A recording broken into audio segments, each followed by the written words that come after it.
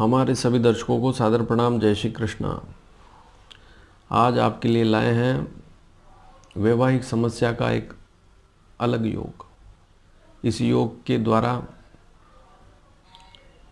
आप समझ सकते हैं कि किसी भी व्यक्ति की कुंडली में यदि यह योग है तो वह व्यक्ति दोबारा विवाह करेगा।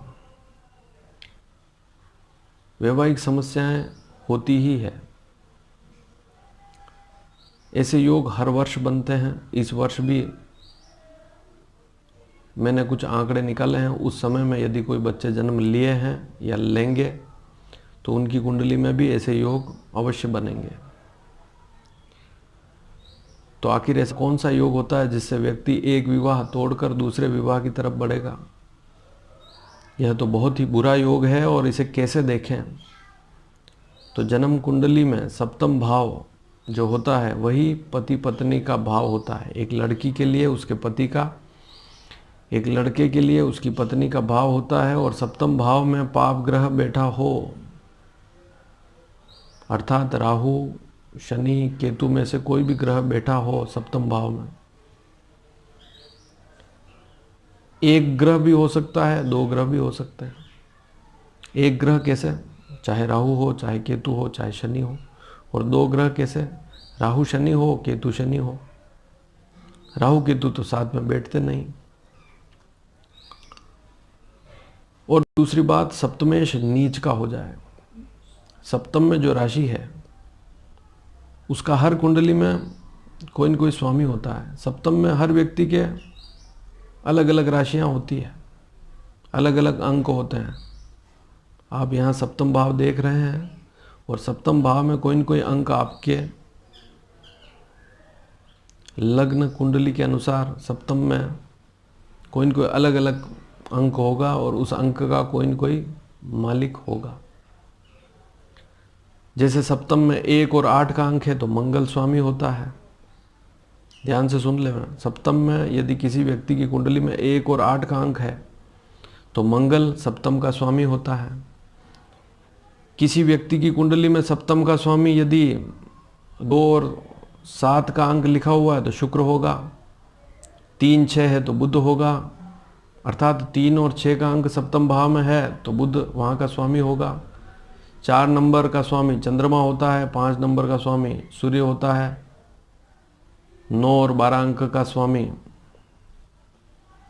गुरु होता है। 10 और 11 का स्वामी शनि होता है। तो मैंने सभी अंक बता दिए। सप्तम भाव में जो भी अंक है उसका स्वामी, जो राशि का स्वामी है वही अंक का स्वामी। वापस बता दूं, 1 और 8 यदि सप्तम भाव में लिखा हुआ है, चाहे 1 हो चाहे 8 हो, दोनों में से एक अंक ही होगा। मान लीजिए आपकी कुंडली आप खोलकर देख रहे हैं तो सप्तम भाव में केवल एक अंक ही होगा। या तो 1 होगा, 2 होगा, 3 होगा, 4 होगा, 5 होगा, 6 होगा, 7 होगा, 8 होगा, 9 होगा, 10 होगा, 11 होगा, 12 होगा। 12 राशियां हैं, 12 अंक से ज़्यादा हो ही नहीं सकते।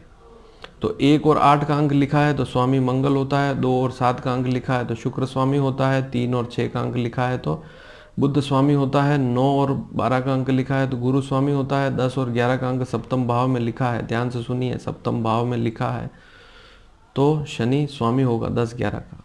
और 4 का अंक लिखा है तो चंद्रमा स्वामी होगा। और 5 का अंक लिखा है तो सूर्य स्वामी होगा। और नीच राशियां भी मैं बता दूं, मंगल की राशि है 4 नंबर नीच की। मंगल कुंडली में कहीं पर भी 4 नंबर अंक पर हो तो नीच का कहलाएगा।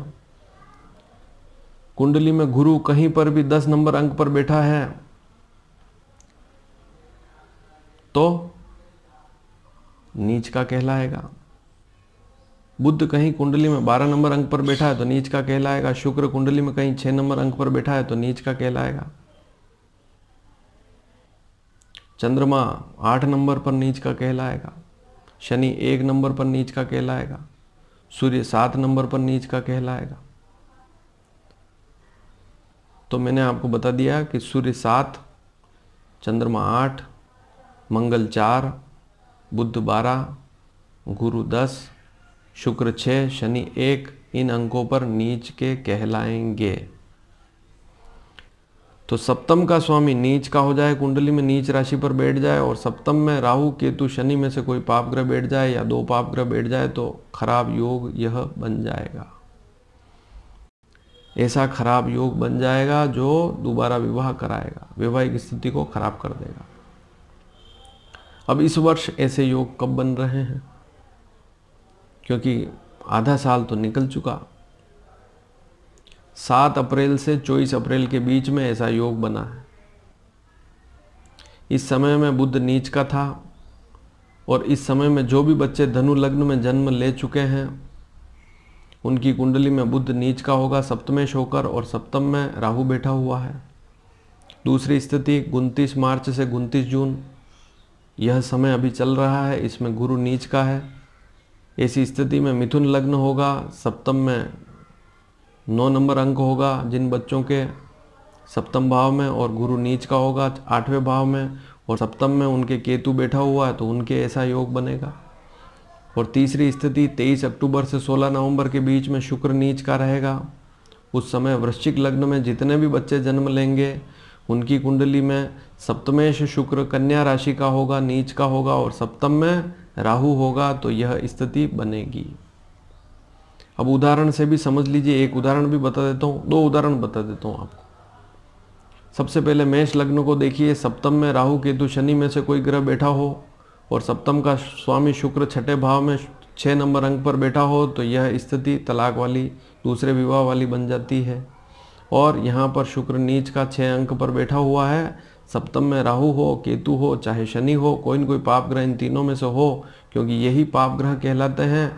और ये सप्तम में बैठे हों, सप्तम का स्वामी शुक्र 6 नंबर पर बैठा है मेष लग्न में, क्योंकि सप्तम में 7 नंबर अंक है और शुक्र है उसका स्वामी, और 6 नंबर अंक पर शुक्र नीच का होता है, तो ऐसी स्थिति बन जाती है। इसी प्रकार से आप अब दूसरा उदाहरण देखें, कर्क लग्न की कुंडली में सप्तम में मकर राशि पड़ी हुई है, बैठी हुई है, लिखी हुई है, और शनि वहाँ का स्वामी होगा, और शनि दशम भाव में 1 नंबर नीच राशि पर बैठा हुआ है, और सप्तम भाव में राहु या केतु में से कोई ग्रह बैठा हो, क्योंकि शनि तो होगा नहीं, तो ऐसी अशुभ स्थिति बन जाती है और यह तलाक वाली स्थिति और दूसरे विवाह वाली स्थिति बन जाती है। इसे आपको नोट करना होगा।